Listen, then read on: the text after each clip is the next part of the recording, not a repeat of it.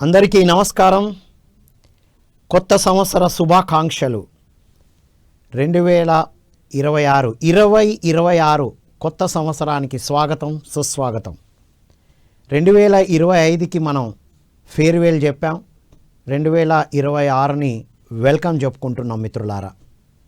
పత్రిజీ ప్రతిరూపమైన పిఎంసిలో సత్య దర్శనం కార్యక్రమంలో ఉన్నాం. మనం సత్యాన్ని దర్శించడానికి మనం ఎన్నో అద్భుతమైన విషయాలు, అద్భుతమైన మాస్టర్ల ద్వారా, పుస్తకాల ద్వారా తెలుసుకుంటూ వస్తున్నాం మిత్రులారా. మరి కొత్త సంవత్సరంలో ఒక జ్ఞానిగా, ఒక పిరమిడ్ మాస్టర్గా, ఒక ఆత్మ జ్ఞానిగా, పిరమిడ్ స్పిరిచువల్ సొసైటీస్లో ఉన్న పిరమిడ్ మాస్టర్స్గా, లేదా ఏ రంగంలో ఉన్నవారైనా మరి ఏం చేయాలి కొత్త సంవత్సరం అనేది ఈ ఎపిసోడ్ ద్వారా తెలుసుకుందాం. ఈ జ్ఞానాన్ని అందిస్తుంది మీ ML Ram, holistic life coach. So Brahmarshi Pitamaha Patriji వారికి ఆత్మవందనాలు తెలియజేద్దాం. స్వర్ణమాల పత్రి మేడంకి ధ్యాన వందనాలు తెలియజేసుకుని ఈ కార్యక్రమాన్ని ప్రారంభించుకుందాం మిత్రులారా. బ్రహ్మర్షి పితామహ పత్రిజీ వారితో సాంగత్యం 2007 నుంచి ప్రారంభించాం. మనం 99లో ధ్యానం, పిరమిడ్ ధ్యానాన్ని ప్రారంభించాం. 94లో వ్యక్తిత్వ వికాస శిక్షకుడిగా మన యొక్క జర్నీ ప్రారంభమైంది మిత్రులారా. 2007లో పత్రి సార్ని కలిసిన తర్వాత 2017లో అంటే ఎగ్జాక్ట్లీ పత్రి సార్తో అంటే గురు సాంగత్యంలో 10 సంవత్సరాలు గడిపితే ఏం జరుగుతుంది అనే దానికి మన అనుభవ జ్ఞానమే నిదర్శనం మిత్రులారా. ఈ 10 సంవత్సరాల్లో బ్రహ్మర్షి పితామహ పత్రిజీ అందించిన 18 ఆదర్శ సూత్రాలను ఆచరించడం జరిగింది. 18వ ఆదర్శ సూత్రమైనటువంటి అందరి అనుభవాలు పుస్తక రూపంలో రాయాలని పత్రిజీ పరమాత్మ వారి వాక్కు ద్వారా 2016లో మనల్ని ఆదేశించారు. రామ్, ఇక అన్నీ అయిపోయినాయి, నువ్వు పుస్తకం రాయాలి అన్నారు. 18 చాప్టర్లు ఉండాలి, నువ్వు 18 ఆదర్శ సూత్రాలను ఆచరించావు, డీటెయిల్డ్గా రాయాలి అని చెప్పారు. మిత్రులారా, 18 ఆదర్శ సూత్రాలను ఆచరిస్తే ఆ వ్యక్తి, కుటుంబం ఎలా ఉంటుందో ధ్యాన రామాయణం అనే పుస్తకాన్ని మనతో రచింపజేశారు బ్రహ్మర్షి పితామహ పత్రిజీ. ఇది మన యొక్క ఒక అద్భుతమైన ఘట్టం మన జీవితంలో. ఆ తర్వాత 2020లో మనందరం కరోనాతో ఇబ్బందులు పడుతున్న సమయంలో మన అంతరాత్మ ప్రబోధం ద్వారా హోలిస్టిక్ హెల్త్, అప్పటి వరకు వ్యక్తిత్వ వికాసం, పత్రిజీ కలిసిన తర్వాత ఆత్మ వికాసం, ఆధ్యాత్మిక వికాస శిక్షణ ఇస్తూ 2020లో 2030 ఆరోగ్య భారత్, 2050 ఆరోగ్య జగత్ కోసం పనిచేయాలి అనేటువంటి మన అంతరాత్మ ప్రబోధాన్ని విని పత్రిజీకి చెప్పగా గోయే హెడ్ అన్నారు. అప్పుడు ఎన్నో హోలిస్టిక్ హెల్త్ ప్రోగ్రామ్స్ ఆన్లైన్లో తీసుకున్నాం మిత్రులారా. ఆ తర్వాత మనకు అక్టోబర్ 1, 2021 రోజున వారి ఇంట్లో ఉండగా అదే పత్రిజీతో చివరిగా అంతసేపు టైం గడపడం మిత్రులారా. ఆ రోజు హోలిస్టిక్ హెల్త్ హోమ్ ప్రారంభించమని చెప్పారు. HHH, A wing of PSSM అని. Holistic health home HHH, A wing of PSSM అని రాసి దీని ద్వారా అందించమన్నారు. ఆ రోజు నుండి సంపూర్ణ ఆరోగ్యం ఆధ్యాత్మిక ఆరోగ్యంతో వస్తుంది. సంపూర్ణ ఎదుగుదల ఆధ్యాత్మిక ఎదుగుదలతో మాత్రమే వస్తుంది అనేటువంటి అద్భుతమైన విషయాలు హోలిస్టిక్ హెల్త్, హోలిస్టిక్ ఎడ్యుకేషన్, ఈ రెండింటిని మనం కార్పొరేట్ లెవెల్లో కానీ అన్ని రంగాల వాళ్ళకి అందిస్తూ వస్తున్నాం మిత్రులారా. ఇది మన జర్నీ. ఈ కొత్త సంవత్సరం రోజున ఇప్పటి వరకు మనం ఏం చేస్తున్నాం తెలుసుకొని అనవసరమైన అన్నీ లెట్ గో చేసి ఇక మళ్ళీ కొత్త ప్రణాళికలు. కొత్త సంవత్సరం అనగానే కొత్త సంవత్సరం అయితే వచ్చింది, మరి ఆ రోజు మనం హ్యాపీ న్యూ ఇయర్ అని షేక్ హ్యాండ్ ఇస్తాం, వాట్సాప్లో పంపిస్తాం. మిగతా 364 రోజులు ఎంత హ్యాపీగా ఉన్నాం, ఆ హ్యాపీనెస్ కొనసాగుతుందా, ఎందుకు ఉండట్లేదు అనేది మనం వెరిఫై చేసుకోవాలి మిత్రులారా. ప్రతి సంవత్సరాలు వస్తూనే ఉంటాయి, పోతూనే ఉంటాయి, కానీ మనం ఎంత ఎదిగాం అనేదే కొలమానం. అదే సత్య దర్శనం. నేను ఎంత ఎదిగాను, సత్యాన్ని ఎంత దర్శించాను, సత్యాన్ని ఎంత బోధించాను అనేటువంటి అద్భుతమైన విషయాలు మనం ఇందులో తెలుసుకోబోతున్నాం. ఈ కొత్త సంవత్సరాన్ని ఆహ్వానించడం అంటే ఏంటి? కొత్త ఆలోచనలను ఆహ్వానించడం, పాతను వదిలేసి. కొత్త భావాలను ఆహ్వానించడం, పాత భావాలను వదిలేసి. కొత్త ప్రణాళిక, కొత్త పనులను చేపట్టడం, పనులు రెగ్యులర్గా చేసేటివే కొత్తగా చేయడం. యూ కెన్ విన్ ఆథర్ శివకేరవార్ అంటారు, winners don't do different things, they do things differently అంటారు. విజేతలు 10 పనులు చేయరు, ఒకే పనిని 10 రకాలుగా చేస్తారు అనేది చెప్తారు.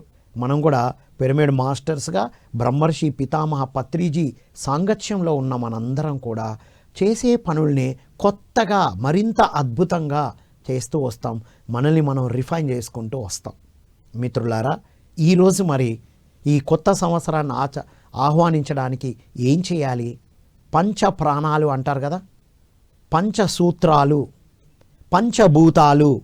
పత్రిజీ ఈ 5,000 కథని ఎన్ని రకాలుగా మనకు బోధించారో, ఆత్మజ్ఞానం ఎంత ఉందో మనకు ఈ 5,000 కథలో చెప్పారు మనకి. రైట్. సో పంచ ప్రణాళిక చేద్దాం ఈరోజు. పంచ ప్రణాళిక. పంచ అంటే 5 మనకు తెలిసిందే. సో ఈ 5 ప్రణాళికలను కనుక మనం ఈరోజు నిర్దేశించుకొని ఆచరిస్తే 2026 మళ్ళీ డిసెంబర్ 20 వరకే మన ప్రణాళిక. 20 అంటే డిసెంబర్ 21 నుండి 31 వరకు మనం పత్రిజీ ధ్యాన మహాయాగంలో ఉంటాం కదా, కడతాల్ కైలాసపురిలో ఉంటాం కదా. సో మన ప్రణాళిక జనవరి 1 నుండి డిసెంబర్ 20 వరకే. 21 నుండి ఆ 11 రోజులు అక్కడే ఉంటాం మనం 20-25 డిసెంబర్ 21 నుండి నిన్న 31 వరకు మనం అక్కడే ఉన్నాం. ఎంతో అద్భుతమైన శక్తిని, అద్భుతమైన జ్ఞానాన్ని, పత్రిజీ యొక్క ఆస్ట్రల్ మెసేజెస్ని మనం తీసుకున్నాం మిత్రులారా. మరి ఈరోజు ఆ ఎనర్జీతో, ఆ జ్ఞానముతో మనం పంచ ప్రణాళిక చేద్దాం. పంచ ప్రణాళిక ఏమిటి చూద్దాం. ఏమిటి పంచ ప్రణాళిక అంటే, జనరల్గా కొత్త సంవత్సరం అనగానే కొత్త ఏంటది న్యూ ఇయర్ రిజల్యూషన్స్ అని రాస్తారు, లక్ష్యాలు అని రాస్తూ ఉంటారు. నేను కూడా వ్యక్తిత్వ వికాస శిక్షకుడిగా 1993 వరకు నార్మల్గానే అందరిలాగే జీవించాను. కానీ ఎప్పుడైతే 1993లో ఒక లక్ష్యాల మీద పుస్తకం చదివానో ఆ రోజు నుంచి లక్ష్యాలు రాయడం ప్రారంభించాను. అంటే 1994 జనవరి 1 ఎర్లీ మార్నింగ్ నేను రాసుకున్న లక్ష్యాలన్నీ నెరవేర్చుకోవడం జరిగింది మిత్రులారా. పేపర్ మీద రాయని లక్ష్యాలు తీరని కోరికల్లాగా మిగులుతాయి అనేది చదివాం. ఆ రోజు నుంచి ఆచరిస్తున్నాం. నా లక్ష్యాలు నాకు తెలుసు, మైండ్లో ఉన్నాయి అనుకుంటాం. లేదు మిత్రులారా, ఒక మంచి పుస్తకాన్ని కొనుక్కొని మంచి పెన్స్ తీసుకొని రాయాలి. ఏం రాయాలి, ఎలా ప్రణాళిక చేయాలి అనేది మనం ఒక వ్యక్తిత్వ వికాస శిక్షకుడిగా నేను చేస్తున్నదే. ఆధ్యాత్మిక సాధనలోకి వచ్చిన తర్వాత మనం ఇటువైపు అంటే ఆధ్యాత్మికతతో కూడుకున్న ప్రణాళికలు మనం చేసుకుంటాం, జ్ఞానయుతమైన ప్రణాళికలు. జనరల్గా లక్ష్యం అనగానే ఈ సంవత్సరం మరింత డబ్బు సంపాదించాలి, వృత్తిలో వ్యాపారంలో ఎదగాలి, ఇదే లక్ష్యంగా పెట్టుకుంటారు. కానీ ఒక జ్ఞానిగా మనందరం భూమి మీదకి వచ్చింది ఆనందంగా జీవించడానికే. జ్ఞానంతో కూడుకున్న ఆనందం. ఆనందానికి డెఫినేషన్లు ఒక్కొక్కలాగా ఉంటాయి. జ్ఞానంతో కూడుకున్న ఆనందం, అది మనం తెలుసుకున్నాం.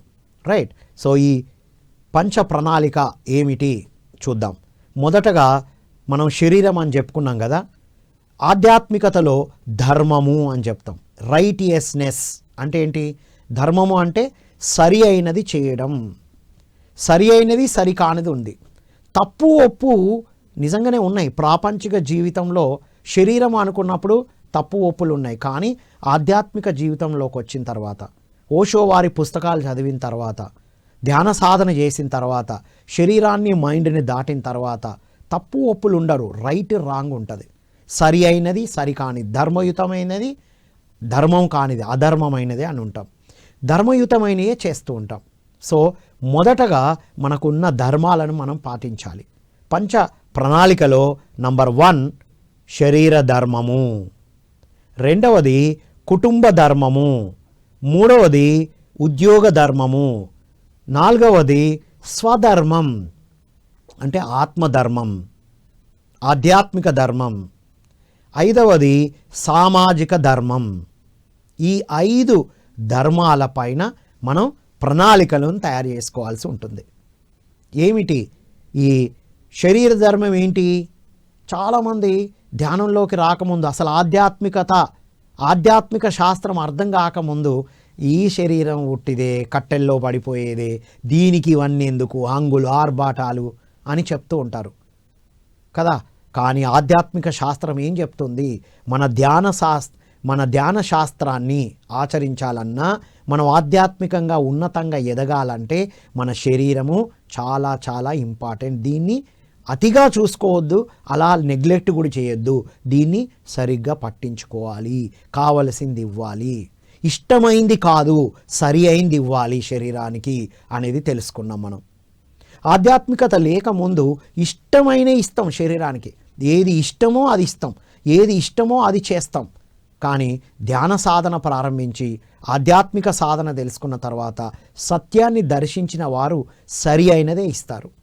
సో శరీర ధర్మంలో మనకు 5 ఇంద్రియాలు ఉన్నాయి కదా, ఆ ఇంద్రియాలకు ఏది ఎంత అవసరమో అంతే ఇవ్వడం, అతిగా ఇవ్వకుండా మొత్తానికి ఇవ్వకుండా ఉండడం కాదు.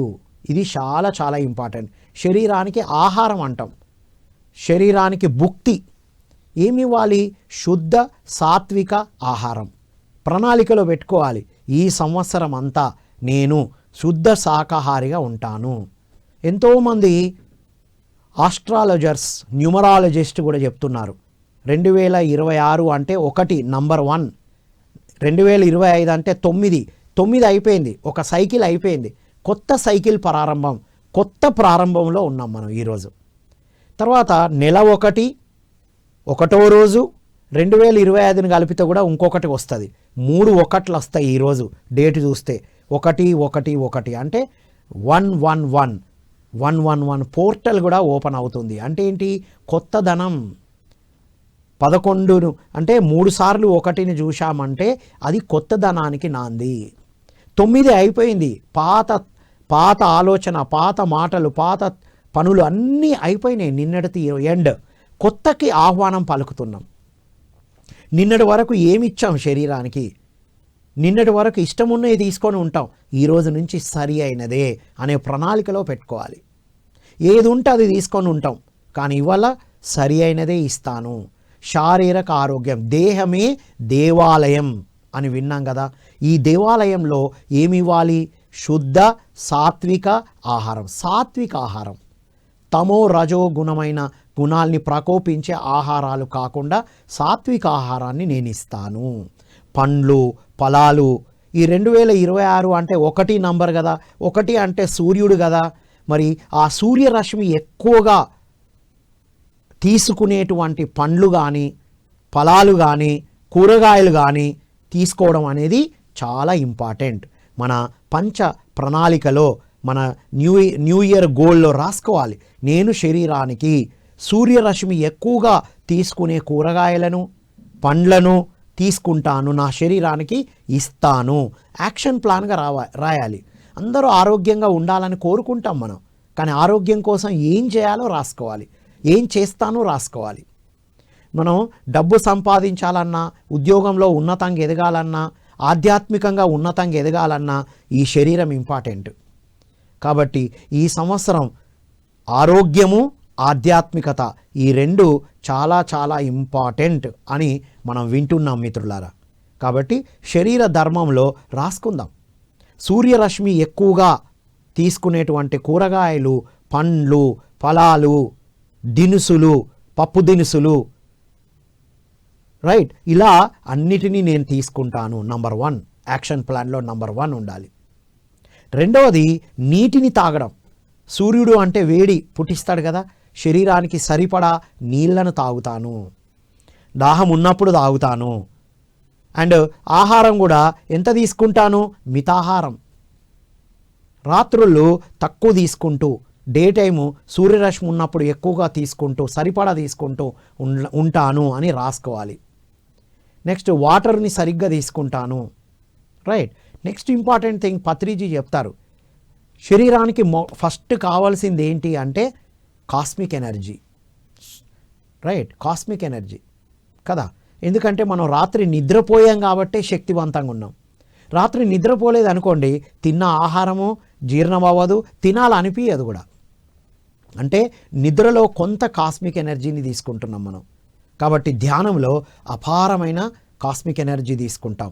పొద్దున్న లేవగానే శరీర ధర్మము అంటే ముందు కాస్మిక్ ఎనర్జీని ధారపోస్తాం. నంబర్ 1, ఫిజికల్గా షవర్ బాత్కి ముందు కాస్మిక్ బాత్ చేస్తాను అని రాసుకోవాలి. రెండవది సూర్యరశ్మి ప్రవహించేటువంటి పళ్ళు తీసుకుంటాను అని రాసుకోవడం. నీటిని సరిగ్గా తీసుకుంటాను, శుద్ధంగా చక్కని వాటర్ని ఎనర్జైజ్ చేసుకుంటూ తీసుకుంటాను. మనం నీళ్లు తీసుకున్నప్పుడు మనం ఎన్నో పరిశోధనలు చూసాం, నీళ్లు చాలా ఇంపార్టెంట్ మిత్రులారా. ఇమాటో మషూరే గారి వీడియో ద్వారా తెలుసుకున్నాం మనం. ఏముంది అందులో, నీళ్లు మన భావాలను మన ఆలోచనలను రిసీవ్ చేసుకుంటుంది.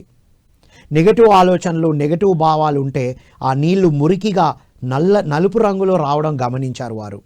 ఎప్పుడైతే వాటర్కు చక్కని positive vibrations, love frequency, right, energies, positive thinking, భావాలు ఆలోచనలు సరిగ్గా పంపిస్తే అవి ఒక ఆకాశ వర్ణంలో ఫామ్ అవ్వడం గమనించారు.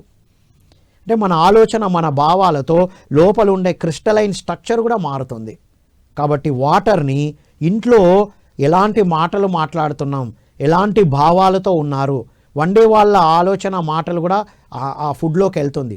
ఆహారము కూడా మన ఆలోచనలను భావాలను తీసుకుంటుంది అని నిరూపించారు ఇమాటో మషూరే గారు. వీడియోస్ ఉన్నాయి, మీరు చూడండి.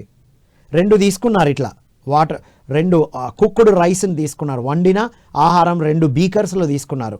ఒకదానికి ఐ లవ్ యూ అని పేస్ట్ చేశారు, ఇంకో దానికి ఐ హేట్ యూ.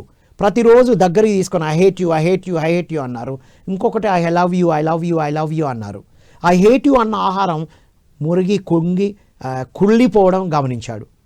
అన్నం అంటేనే కుళ్ళిపోతుంది కదా, కానీ ఈ పాజిటివ్ ఐ లవ్ యూ అని దగ్గరికి పెట్టుకొని అన్న ఆహారం ఫ్రెష్గా ఉంది.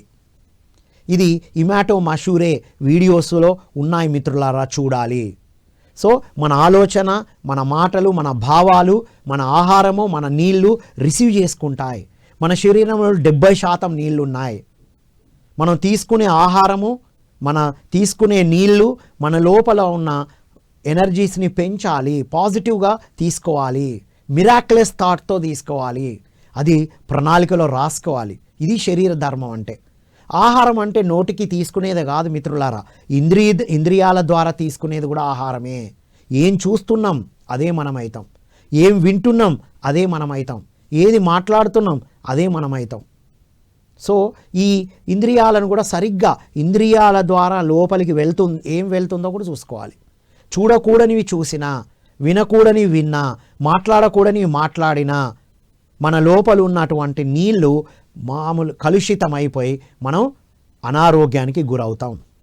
ఆధ్యాత్మిక శాస్త్రం ఎందుకు అంటే ఈ ధర్మయుతమైన జీవితం కోసం, సత్యాన్ని దర్శించడం కోసం. ఇది శరీర ధర్మం మిత్రులారా.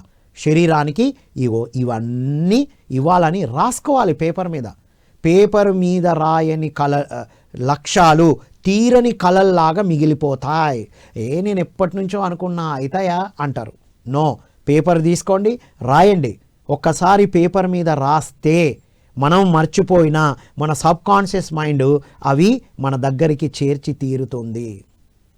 94లో నేను రాసుకున్నాను, వరల్డ్ బెస్ట్ ట్రైనర్గా నేను ఎదగాలి అని. ఎన్నో కంట్రీస్కి, ఎన్నో రాష్ట్రాలకు నేను ట్రైనింగ్ ఇవ్వాలి అని రాసుకున్నాను. నేను ఎప్పుడో 95లోనే ట్రైనర్ అవ్వడానికి ముందే రాసుకున్నాను, మళ్ళీ ఎప్పుడు రాయలా. కానీ అది జరుగుతుందిగా, ఎన్నో రాష్ట్రాల్లో ఇచ్చాం, ఎంతోమందిని కలుస్తున్నాం. సో ఇది శరీర ధర్మం. సో రాసుకోవాలి ప్రణాళికలో, శరీరానికి షవర్ బాత్కి ముందే కాస్మిక్ బాత్ ఇస్తాను అంటే ధ్యానం చేస్తాను, అది శరీర ధర్మం. 2 సరి అయిన ఆహారము తీసుకునేటప్పుడు సరిగ్గా తీసుకుంటాను, మితాహారం తీసుకుంటాను, మైండ్ఫుల్గా ఎరుకతో తీసుకుంటాను. నీటిని శక్తివంతంగా మార్చుకొని, రీసెర్చ్లో చూసాం, ఆ వాటర్లో కళ్ళు మూసుకొని అలా వైట్ ఎనర్జీస్ ఒక్కసారి ఫ్లో చేసుకొని తాగితే టోటల్ ఆ ఎనర్జీసే మామూలుగా సెట్ అయిపోతాయని చెప్పారు. ఎవరైనా మహానుభావులు ఎవరింటికని వెళ్తే నీళ్లు కూడా తాగరు. అయ్యో కనీసం నీళ్లు కూడా తాగరా అంటారు. నీళ్ళే ఒకరి ఇంట్లో ఏమేమి జరుగుతున్నాయో ఆ నీళ్ళల్లోనే ఉంటుంది. వాళ్ళ ఇంట్లో నీళ్లు తాగితే తెలిసిపోతుంది.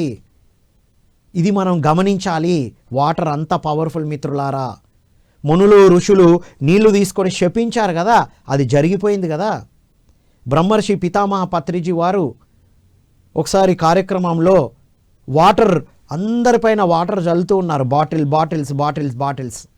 పత్రి సార్ అది చేస్తున్నప్పుడు మనకు తెలియదు, తర్వాత అర్థమైంది ఎన్నో సంవత్సరాలుగా వర్షాలు లేక ఎండిపోయినాయి అవి. అలా అందరిపైన చల్లుతున్నట్టు కనబడ్డది. ఆ తర్వాత వర్షం కురిచింది మిత్రులారా. మహానుభావులు అది సంగతి. కాబట్టి మనం వాటర్ని జాగ్రత్తగా తాగుతాను, కాస్మిక్ ఎనర్జీ ఇస్తాను, ఫుడ్ని తీసుకుంటాను. ఇంద్రియాల ద్వారా, కళ్ళ ద్వారా, చెవుల ద్వారా, మాటల ద్వారా లోపలికి ఏం తీసుకుంటున్నాం, ఇది ఇంపార్టెంట్. ఎలాంటి వాళ్ళతో ఉంటే అలా అవుతాం మనం. చూసుకోండి, మన కుటుంబ సభ్యులైనా బంధువులైనా మంచిదే, వాళ్ళతో హాయిబాయితో ఉండాలి.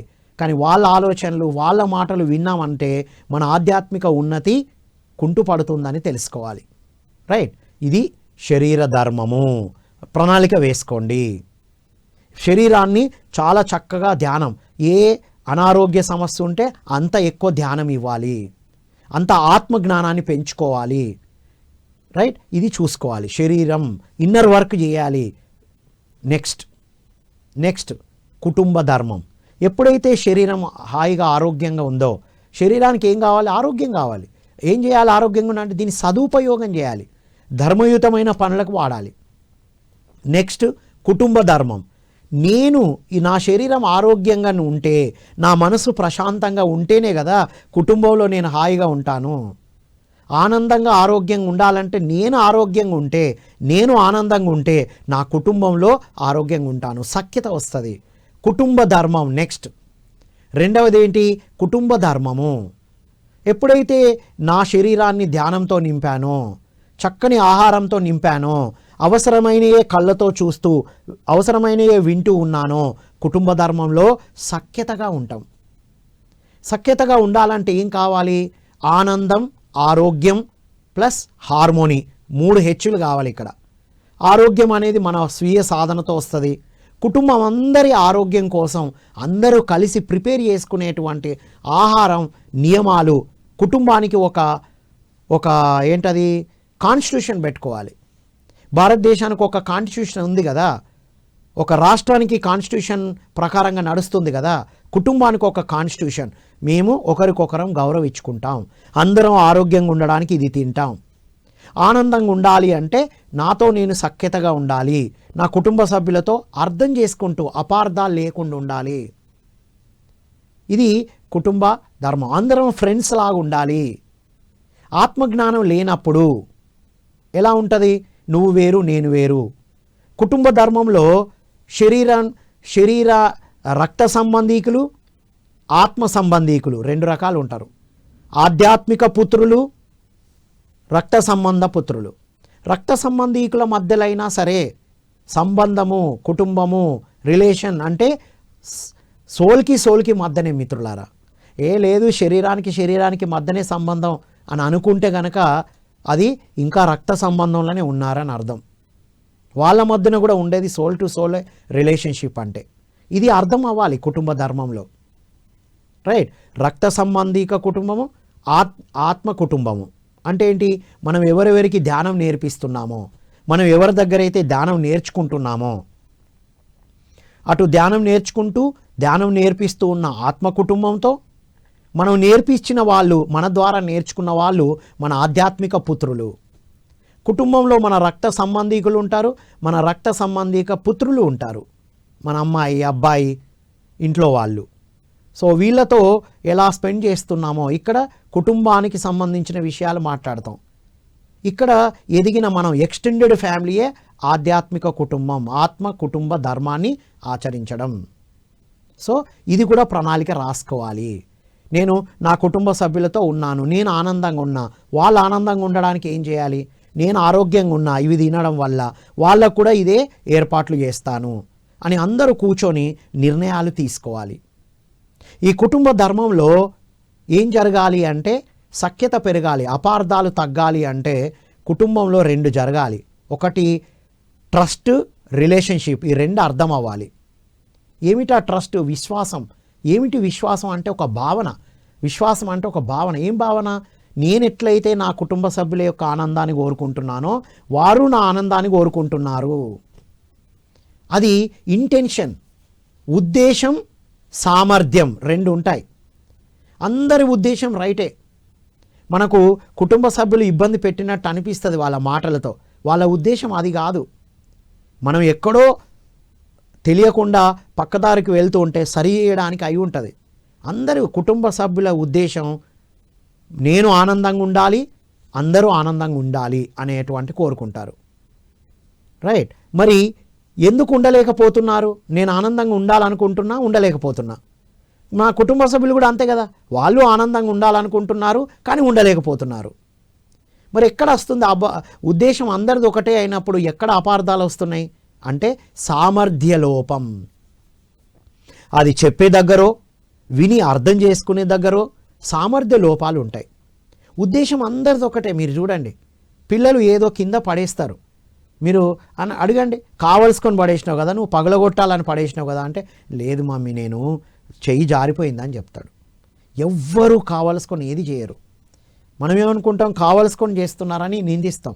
మనం చేస్తే అనుకోకుండా జరిగిందంటాం, ఎదుటి వాళ్ళు చేస్తే కావలసుకొని చేసినాం అంటాం. ఇది ఉద్దేశాన్ని తప్పుపడుతున్నాం మనం. అందరి ఉద్దేశం ఒక్కటే, కానీ సామర్థ్య లోపాలు వేరువేరు ఉంటాయి. సామర్థ్యం ఎక్కడి నుంచి వస్తుంది? పెంచబడిన విధానం, చదువుకున్న విధానం, చుట్టుపక్కల పరిస్థితులు వాళ్ళను ఆ విధంగానే ఉండేటట్టు చేస్తాయి. కాబట్టి అందరి ఉద్దేశం ఒక్కటే అని గమనిస్తే, అది వింటే మన సామర్థ్యం ఎక్కువ ఉంటే ఇస్తాం, తక్కువ ఉంటే తీసుకుంటాం. మిత్రులారా, మనం కొత్త సంవత్సరం 2026కు స్వాగతం అనే దాంట్లో ఉన్నాం. పంచ ప్రణాళికలో ఉన్నాం. పంచ ప్రణాళికలు ఎలా వేసుకోవాలో తెలుసుకుంటున్నాం. శరీర ధర్మం గురించి మాట్లాడుకున్నాం, కుటుంబ ధర్మం గురించి మాట్లాడుతున్నాం. మన శరీరాన్ని సరిగ్గా చూసుకోవాలి. శరీరము ఇబ్బందితో ఉన్నప్పుడు, మనసు అలజడిగా ఉన్నప్పుడు అదంతా కుటుంబంలోనే స్ప్రెడ్ అవుతుంది. అది మన పాత పరిమితమైన నమ్మకాలు, పాత పరిమితమైన ఆలోచనలు, ఇవన్నీ మనల్ని అపార్థాలకు దారితీసేటట్టు చేస్తే అనారోగ్యానికి దారితీస్తుంది. కాబట్టి కుటుంబ ధర్మంలో ట్రస్ట్ గురించి మాట్లాడుకున్నాం. విశ్వాసం అంటే అందరి ఉద్దేశం ఒక్కటే, నేను ఆనందంగా ఉండాలి, అందరూ ఆనందంగా ఉండాలి. దాంట్లో భాగంగానే మళ్ళీ అడుగుతూ ఉంటారు, మనం చెప్తూ ఉంటాం. సో ఉద్దేశాన్ని తప్పులు పట్టినప్పుడే ఇబ్బందులు వస్తాయి. సామర్థ్య లోపాలే ఉంటాయి. నేను ఉండాలనుకుంటున్నా, ఉండలేకపోతున్నా. 100% ఆనందంగా ఉన్నానా? నేను ఉండలేకపోతున్నా. 100% ఆనందంగా ఉంచాలనుకుంటున్నా, ఉండగలుగుతున్నానా? లేదు. ఎదుటి వాళ్ళు కూడా అంతే. సో సామర్థ్యాన్ని అర్థం చేసుకోవడం ఇంపార్టెంట్. సామర్థ్యం పెరగాలి అంటే పాత పరిమితమైన నమ్మకాలను, పాత పరిమితమైన ఆలోచనలను, పాత పరిమితమైన భావాలను 2025లో ఏదైతే జరిగిపోయిందో 9 నంబర్, 9 అంటే అంతం, ఎండ్, ఓల్డ్ అయిపోయింది. ఇప్పుడు నంబర్ 111లో ఉన్నాం. ఒకటో నెల 2026ను కలిపితే 1 వస్తుంది. కాబట్టి మొత్తం కలిపి మనకు 111 అంటే కొత్త ధనంలోకి వెళ్తున్నాం. ఇది మనం గమనించాల్సిన పాయింట్. రెండో పాయింట్, కుటుంబ ధర్మంలో రెస్పెక్ట్ అంటే ఏంటి? రెస్పెక్ట్ అంటే సరి అయిన అంచనా, రైట్ ఎవాల్యుయేషన్ అంటారు. దీన్ని మనం సరి అయిన అంచనా వేసే బదులు ఓవర్ ఎవాల్యుయేషన్ అని చేస్తాం, అండర్ ఎవాల్యుయేషన్ అని చేస్తాం, అదర్వైజ్ ఎవాల్యుయేషన్ అని చేస్తాం. ఓవర్ ఎవాల్యుయేషన్ అంటే ఎక్కువగా అంచనా వేసుకోవడం, అండర్ ఎవాల్యుయేషన్ అంటే తక్కువగా అంచనా వేసుకోవడం, అదర్వైజ్ ఎవాల్యుయేషన్ అంటే తనను తాను హీనంగా చూసుకోవడం. అది ఈ 3 ఉంటాయి. ఇక్కడ గమనించాలి. రెస్పెక్ట్ అంటే గౌరవం అని తెలుగులో అంటాం, కానీ సరి అయిన అంచనా. నా పైన నాకు సరి అయిన అంచనా ఉండాలి. నేను అందరికన్నా బాగా చెప్తా అంటే ఓవర్ ఎవాల్యుయేషన్. నేను ఎవరికన్నా బాగా చెప్పలేను అంటే అండర్ ఎవాల్యుయేషన్. నేను ఏం చెప్పినా ఎవరు వినరు, నాదో బతుకు, నేను ఏం మాట్లాడినా నాకే అర్థం కాదు, ఎవరికి ఏం అర్థమవుతుంది. నా పైన హీన భావన. చెక్ చేసుకోండి మిత్రులారా. అయితే ఓవర్ ఎవాల్యుయేషన్లో ఉంటాం, అండర్ ఎవాల్యుయేషన్లో ఉంటాం, అదర్వైజ్ ఎవాల్యుయేషన్లో ఉంటాం తప్ప రైట్ ఎవాల్యుయేషన్లో లేం మనం. ఉన్నది ఉన్నట్టుగా అంచనా వేయడం. నేను అంటే ఆత్మ అని అర్థమైనప్పుడు ఇవి ఆటోమేటిక్గా పోతాయి. ఆత్మకు మధ్యన సంబంధం, కుటుంబ సంబంధమైన, ఆత్మ సంబంధీకుల మధ్యనైనా, ఆత్మకు సంబంధం. ఇప్పుడు ధ్యానం చేస్తున్నాం కాబట్టి నేను ఆత్మ నువ్వు ఆత్మ అని తెలుసుకుంటే ఆత్మ కుటుంబం అని సెపరేట్గా పేరు పెడుతున్నాం. కానీ కుటుంబంలో కూడా ఆత్మకు మధ్యన సంబంధంతోనే మనం జన్మ తీసుకుంటాం. ఆ కుటుంబ సభ్యుల్ని నేనే ఎంచుకున్నాను, నా శరీరాన్ని నేనే ఎంచుకున్నాను, కుటుంబ సభ్యుల్ని నేనే ఎంచుకున్నాను అన్న అవగాహనతో జీవించడం కుటుంబ ధర్మం. రైట్. సో ఇక్కడ మిమ్మల్ని మీరు ఎక్కువ అంచనా వేసుకుంటున్నారా, తక్కువ అంచనా వేసుకుంటున్నారా, అదర్వైజ్ అంటే హీన భావనతో ఉన్నారా? మీరు మీ పైన ఏది ఉంటే ఎదుటి వాళ్ళపైన అదే మీకు వస్తుంది. ఇది చాలా ఇంపార్టెంట్. సో శరీర ధర్మము, కుటుంబ ధర్మము, రెస్పెక్ట్ మనల్ని మనం ఇచ్చుకోవాలి, అంటే రైట్ ఎవాల్యుయేషన్ చేసుకోవాలి, ఎదుటి వాళ్ళని కూడా రైట్ ఎవాల్యుయేషన్ చేయాలి. రైట్. సో పత్రి సార్ అంటారు అందరూ వాళ్ళ వైపు రైటే.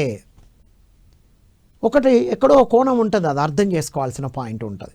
ఇది కుటుంబ ధర్మము.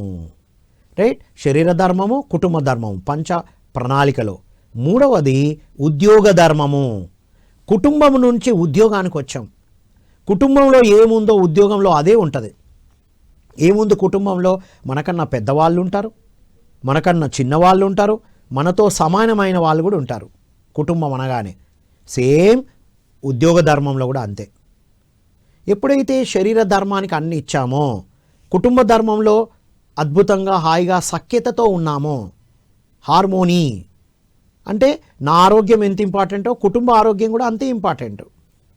సో ఆనందంగా ఉండడం, హార్మోనియస్ అంటే మనందరం మనకు కావలసిన వాటికన్నా ఎక్కువనే ఉన్నాయన్న భావన అందరికీ ఉండాలి. అప్పుడు ప్రాస్పరస్గా ఉంటారు. సో శరీర ధర్మం, కుటుంబ ధర్మం తర్వాత ఉద్యోగ ధర్మం.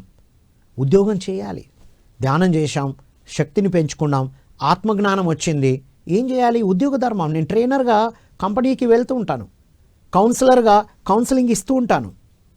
స్కూల్స్కి వెళ్ళి విద్యార్థులకు, టీచర్స్కు, పేరెంట్స్కు ఎంతోమందికి ఇస్తూ ఉంటాం. ఎంప్లాయీస్కి ప్రొఫెషనల్ డెవలప్మెంట్ ట్రైనింగ్ ఇస్తాం. వాళ్ళకి హోలిస్టిక్ హెల్త్, హోలిస్టిక్ ఎడ్యుకేషన్ ఇవి ఇస్తూ ఉంటాం మనం. ఉద్యోగ ధర్మంలో ఏముండాలి? ఓనర్షిప్ ఉండాలి. ఓనర్షిప్. ఓనర్ వేరు, ఓనర్షిప్ వేరు. ఓనర్ అంటే యజమాని, ఓనర్షిప్ అంటే నాది అన్న భావన. కుటుంబంలో ఒక పెళ్ళి ఏదైనా ఉందనుకోండి, అరే ఇది నాది కదా అన్నట్టు ఎలా ఉంటామో ఉద్యోగంలో కూడా ఒక పని చేస్తున్నప్పుడు ఓనర్షిప్ అంటే రెస్పాన్సిబిలిటీ ప్లస్ లవ్. మనం చేసే పని పట్ల బాధ్యతతో పాటు ప్రేమను కలిగి ఉంటే అది ఉద్యోగ ధర్మాన్ని కరెక్ట్గా పాటిస్తున్నట్టు. మనం వ్యక్తుల పట్లనే కాదు ప్రేమ, జంతువుల పట్లనే కాదు, మన పని పట్ల ప్రేమ. స్టీవ్ జాబ్స్ అంటారు, యాపిల్ అధినేత, if you want to do your work better you have to love your job. If you love your job then only you can do the better, you can do it in a best way అంటాడు. ఒక పనిని అద్భుతంగా చేయాలంటే ఆ పని పట్ల అపారమైన ప్రేమ, బాధ్యత. చూడండి, మనకు ఈ హోస్ట్ చేసే అవకాశం ఇచ్చారు, యాంకరింగ్ చేసే అవకాశం వచ్చింది మనకి. దీన్ని బాధ్యతతో, ప్రేమతో చేస్తున్నా నేను. అందుకే కదా ఎంతోమంది ధ్యాన మిత్రులు, ఎంతోమంది నా ట్రైనర్ మిత్రులు మనల్ని అభినందిస్తున్నారు. ఎంతోమంది పిరమిడ్ మాస్టర్స్, అన్ని జిల్లాల పిరమిడ్ మాస్టర్స్, వరల్డ్ వైడ్గా ఉన్న పిరమిడ్ మాస్టర్స్ కూడా అద్భుతమైన అప్రిషియేషన్స్ ఇచ్చారు. Thank you so much one and all. దానికి రీజన్ ఒక్కటే, శరీర ధర్మాన్ని పాటిస్తూ, కుటుంబ ధర్మాన్ని పాటిస్తూ, ఉద్యోగ ధర్మంలో నా బాధ్యత ప్లస్ ఈ పని పట్ల నాకున్న ప్రేమతో ఈ పని చేస్తాను. ఐ లవ్ మై జాబ్ అని పెట్టుకోవాలి మీ ఉద్యోగం చేసే దగ్గర. I love my profession. మన ప్రొఫెషన్ని లవ్ చేయాలి. అది అప్పుడు అద్భుతంగా ఉంటుంది. అండ్ ఉద్యోగ ధర్మంలో మనం ఏం చేయాలి? ట్రూత్ఫుల్నెస్ ఉండాలి. అంటే ఏంటి? ఉద్యోగంలో ఉన్నప్పుడు శరీరం ఉద్యోగంలో ఉంటే మనసు ఉద్యోగంలో ఉండాలి, ఉద్యోగానికి సంబంధించిన విషయాలే మాట్లాడాలి. ఉద్యోగంలో ఉండి కుటుంబ విషయాలు మాట్లాడవద్దు. పర్సనల్ విషయాలు లేవు. కొలీగ్స్తో ఆఫీస్ విషయాలే మాట్లాడాలి. కొలీగ్స్లో బెస్ట్ ఫ్రెండ్స్ ఉంటే ఆఫ్టర్ ఆఫీస్ బిఫోర్ ఆఫీస్ మాత్రమే. ఇది ఉద్యోగ ధర్మము పాటించాలి. రైట్.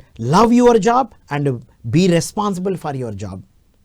ఇప్పుడు కుటుంబంలో మన నెక్స్ట్ జనరేషన్ అంటే మన పిల్లలు కదా, వాళ్ళ కోసం ఎన్నో చేస్తూ ఉంటాం. ఆత్మ కుటుంబ ధర్మం అంటే మన దగ్గర ధ్యానం నేర్చుకున్న వాళ్లకు, మనకు ధ్యానం నేర్పించిన వాళ్ళకి అక్కడ కూడా మన బాధ్యత ఉంటుంది, సపోర్టర్గా నిలబడ్డం. అండ్ ఇక్కడ ఉద్యోగ ధర్మంలో నెక్స్ట్ జనరేషన్ అంటే మన జూనియర్స్, వాళ్ళకి మన జ్ఞానాన్ని మన అనుభవాన్ని నేర్పిస్తూ మనలాగా తయారు చేయాలి, ఒక లీడర్ లాగా ఎదగాలి. లీడర్ అంటే తనను తాను తీర్చిదిద్దుకొని ఇంకొకరికి ఆదర్శంగా ఉండేవారు. ఎవరు ఏ రంగంలో ఉన్నా ఉద్యోగ ధర్మము అంటున్నాం. రైట్. ఉద్యోగ ధర్మము అక్కడున్న నెక్స్ట్ జనరేషన్కి మన అనుభవ జ్ఞానం అందించి వాళ్ళను అద్భుతంగా తయారు చేయాలి. మనం లేకపోతే నెక్స్ట్ ఇంకొకరిని రెడీగా పెట్టాలి. మన ఉద్యోగంలో ఒక 10 సంవత్సరాలు నెక్స్ట్ ల్యాడర్ ఎవరున్నారో అలా ఏర్పాటు చేయాలి.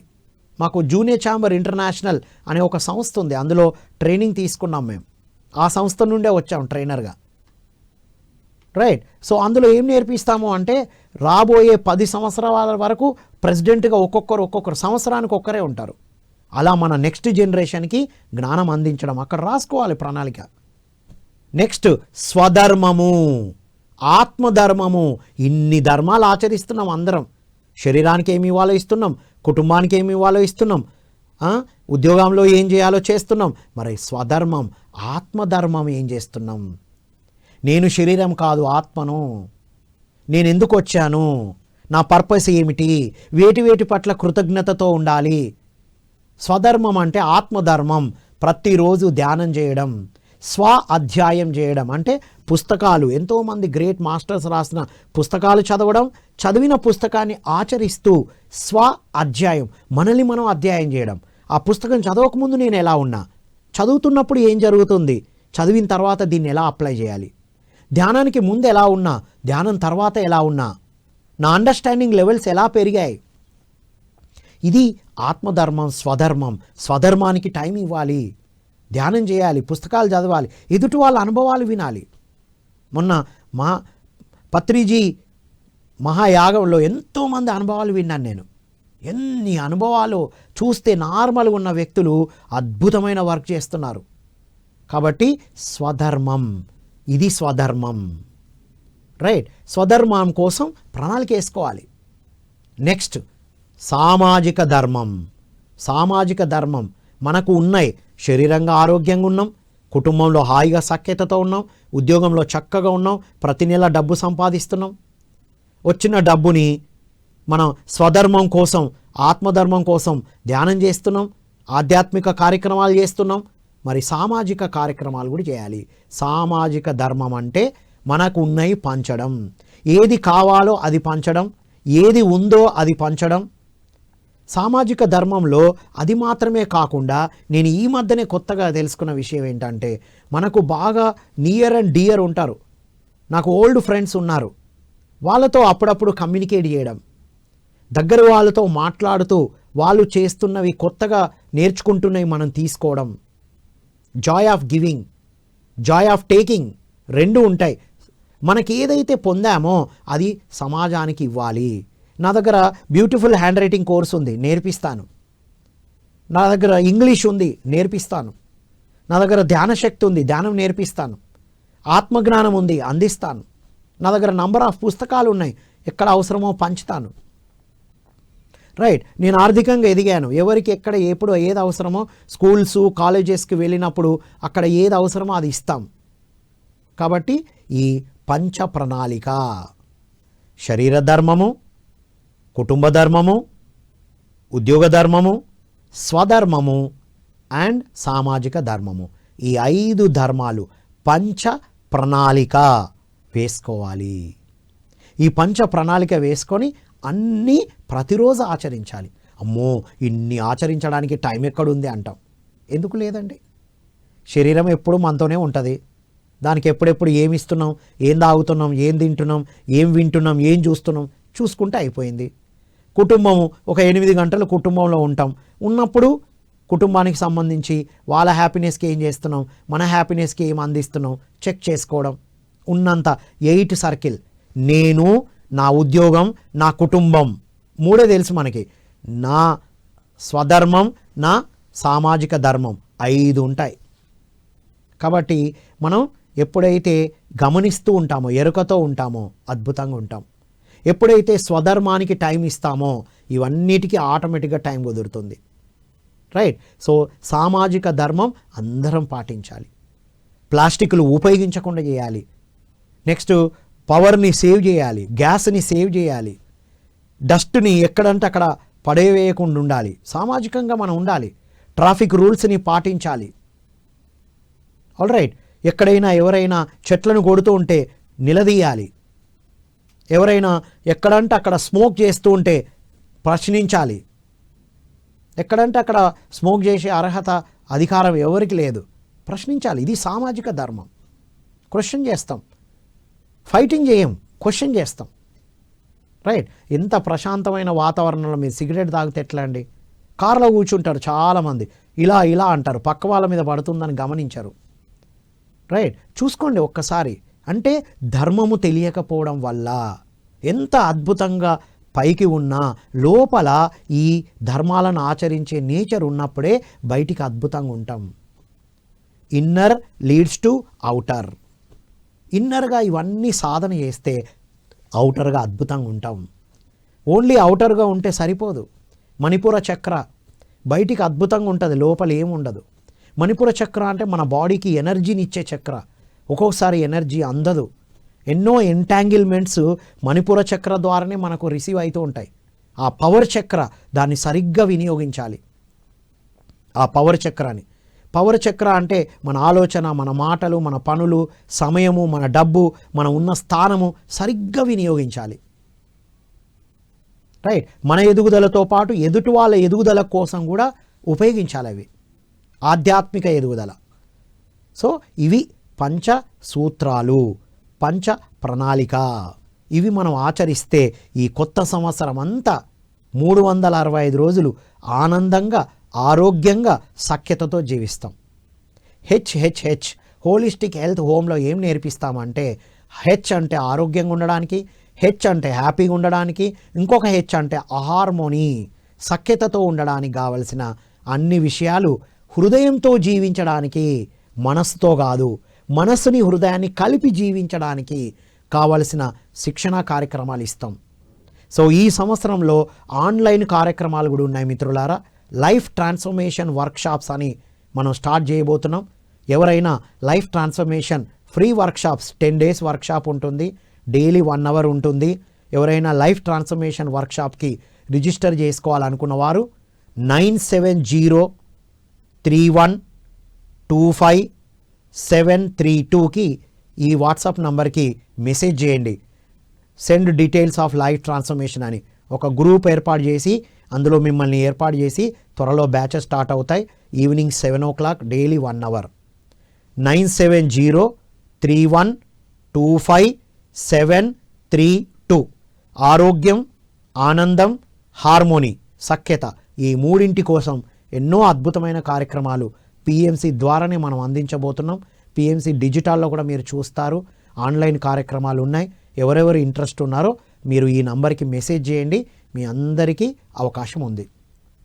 ఇది మిత్రులారా కొత్త సంవత్సరాన్ని ఆహ్వానించే పద్ధతి. 94 నుంచి ఈ విధంగా నేను ఆహ్వానిస్తూ ఎంతో అద్భుతంగా ఎదిగాం. బ్రహ్మర్షి పితామహ పత్రిజీ సాంగత్యంలో ఆధ్యాత్మికతను జోడించిన తర్వాత మరింత ధర్మయుతంగా ఉండేటువంటి అద్భుతమైన విషయంతో పాటు శక్తి జ్ఞానంతో జీవించేటువంటి ఒక అద్భుతమైన విషయాలని మనం తెలుసుకున్నాం. సో పిఎంసికి సహకరిద్దాం. సామాజిక ధర్మంలో పిఎంసికి సహకరించడం కూడా పెడదాం. ప్రతి నెల నేను ఇంత పంపిస్తాను అని మనకున్న డబ్బుని పిఎంసికి పంపించేటువంటి ధర్మం కూడా ధర్మమే. నేను అది పెట్టేసుకున్న నా ప్రణాళికలో. పిఎంసితో పాటు ఆధ్యాత్మిక కార్యక్రమాలకి నేను ఆర్థికంగా ఇవ్వాలి. కాబట్టి సామాజిక ధర్మంలో పిఎంసి కాంట్రిబ్యూషన్ కూడా రాసుకోవాలని మీ అందరికీ నా విన్నపం. ఇది మిత్రులారా, ఈ పంచ ప్రణాళికలు అందరూ రాసుకొని కామెంట్ బాక్స్లో మీకు ఏది బాగా నచ్చిందో, ఏది చేయబోతున్నారో అందులో తెలియజేయాలని కోరుకుంటూ లైక్ చేయండి, సబ్స్క్రైబ్ చేయండి, పిఎంసి తెలుగు యూట్యూబ్ ఛానల్ని అందరికీ షేర్ చేయాలని కోరుకుంటూ మరో కార్యక్రమంలో మళ్ళీ కలుద్దాం. అంతవరకు సెలవు. ఇది మీ ఎంఎల్ రామ్.